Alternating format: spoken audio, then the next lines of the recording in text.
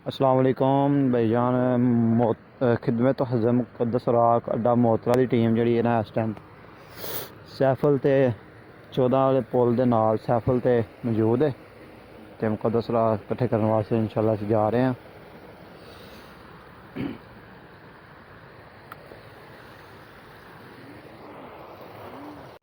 अस्सलाम वालेकुम भाईजान, क्या हाल चाल? ठीक हो? इस सैफल दे विच असीं मौजूद हाँ नहर दे विच सैफल ते गंदा पानी आ रहा है, कुत्ते नहा रहे ने, ठीक है।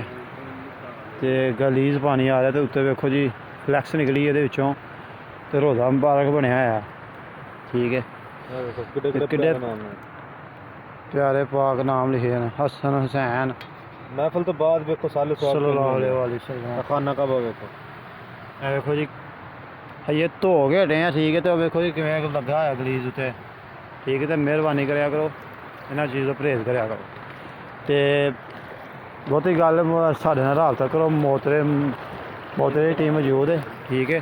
तो नंबर पिछे बकायदा लिखा है भाई होना दे, तो उंज भी इंशाल्लाह नंबर साढ़ा मैंशन होंदा है उत्ते। मेहरबानी करके साढ़े नाल राबता करा करो, नहीं तो असीं उत्थों आके लै जा करांगे, नहीं तुहाडे कोल टाइम है। मेहरबानी करके बहुत शुक्रिया। मेरा तरा वाड़ गया, मैं कित्थे चला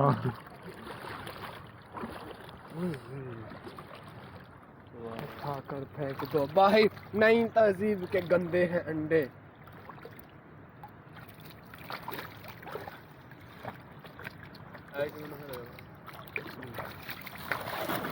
सपारे का जोड़ा ना पानी की कितनी बदबू होंदी।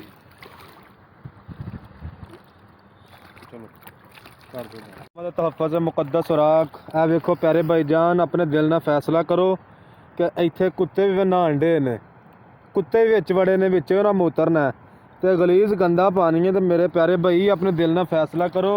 ए मुक़द्दस राक वेखो कुरान दे वर्के ने, तो इन्हों इस जगह तो रखना चाहिए।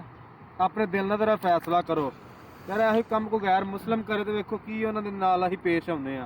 ते बराए मेहरबानी अदाब नूं दावत ना दिओ। ए वेखो अपने दिल ना फैसला करो कि इन्हां चीज़ां नूं किस जगह ते महफूज करना चाहिए।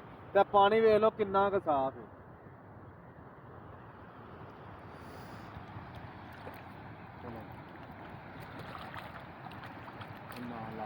बंद कर छड़े। जांदिया मामू नूं